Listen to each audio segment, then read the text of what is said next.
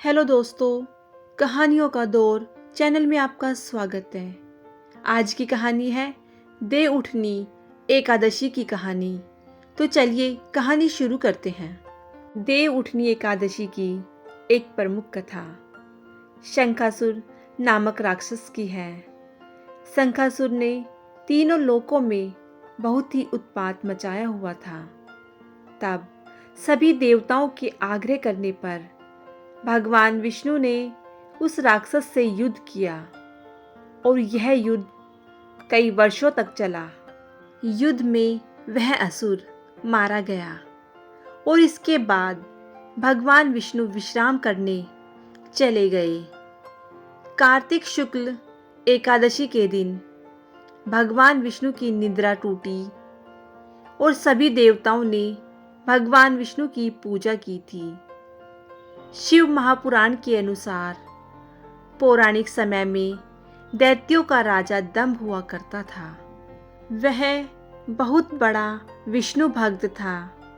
कई सालों तक उसके यहाँ संतान नहीं होने के कारण उसने शुक्राचार्य को अपना गुरु बनाकर उनसे श्री कृष्ण मंत्र प्राप्त किया।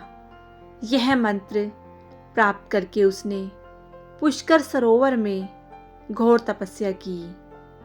भगवान विष्णु उसकी तपस्या से प्रसन्न हुए और उसे संतान प्राप्ति का वरदान दे दिया। भगवान विष्णु के वरदान से राजा दंभ के यहाँ एक पुत्र ने जन्म लिया। इस पुत्र का नाम शंखचूड़ रखा गया। बड़े होकर शंखचूड़ ने ब्रह्मा जी को प्रसन्न करने के लिए पुष्कर में घोर तपस्या की। उसकी तपस्या से प्रसन्न होकर ब्रह्मा जी ने उसे वरदान मांगने को कहा। तब शंखचूड़ ने वरदान मांगा कि वह हमेशा अजर अमर रहे, वे कोई भी देवता उसे नहीं मार पाए। ब्रह्मा जी ने उसे यह वरदान दे दिया और कहा कि वह बद्री वन में जाकर धर्मध्वज की पुत्री तुलसी जो तपस्या कर रही है उससे विवाह कर ले। और तुलसी के साथ विवाह के बाद सुखपूर्वक रहने लगा। उसने अपने बल से देवताओं, असुरों, दानवों, राक्षसों, गंधर्वों, नागों, किन्नरों, मनुष्यों तथा त्रिलोकी के सभी प्राणियों पर विजय प्राप्त कर ली।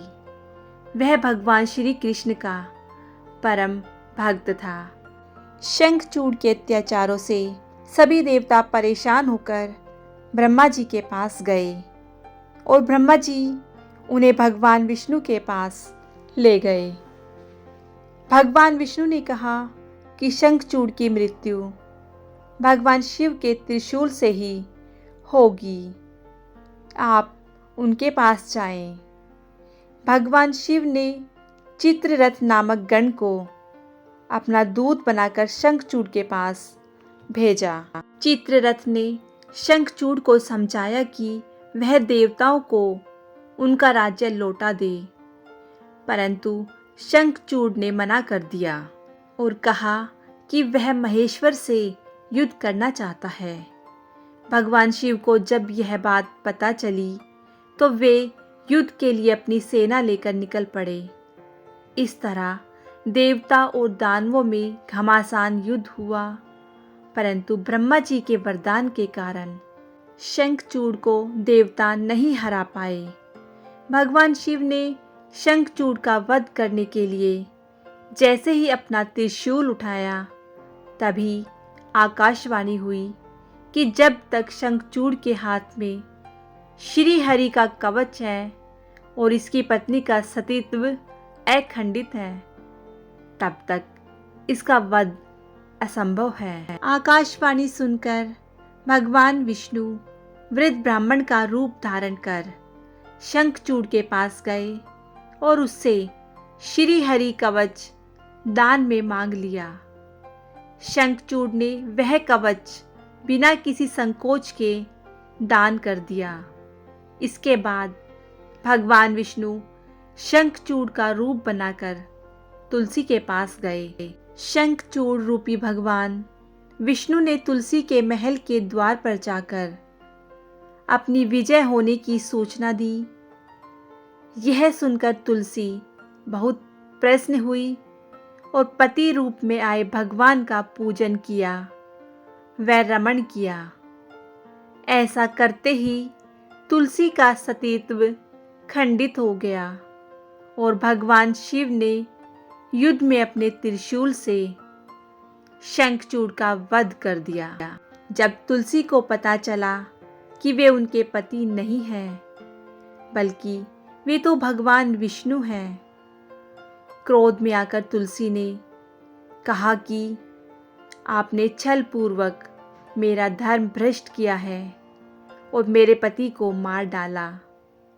अतः मैं आपको श्राप देती हूँ कि आप पाषाण होकर धरती पर रहें। तब भगवान विष्णु ने कहा, देवी, तुम मेरे लिए भारतवर्ष में रहकर बहुत दिनों तक तपस्या कर चुकी हो। तुम्हारा यह शरीर नदी रूप में बदलकर गंडकी नामक नदी के रूप में प्रसिद्ध होगा। तुम पुष्पों में श्रेष्ठ तुलसी का वृक्ष बन जाओगी और सदा मेरे साथ रहोगी। तुम्हारे श्राप को सत्य करने के लिए मैं पाषाण शालिग्राम बनकर रहूंगा। गंडकी नदी के तट पर मेरा वास होगा। देव प्रबोधिनी एकादशी के दिन भगवान शालिग्राम व तुलसी का विवाह संपन्न कर मांगलिक कार्यों का प्रारंभ किया जाएगा। तब से ही हिंदू धर्म मान्यता के अनुसार इस दिन तुलसी शालिग्राम का विवाह करने से अपार पुण्य प्राप्त होता है। तो दोस्तों, कैसी लगी आपको देवउठनी एकादशी की ये कहानी? मुझे कमेंट करके ज़रूर बताइएगा और कहानी को लाइक कीजिएगा, शेयर कीजिएगा और मेरे चैनल को सब्सक्राइब करना बिल्कुल ना भूलिएगा। कहानी सुनने के लिए बहुत बहुत धन्यवाद।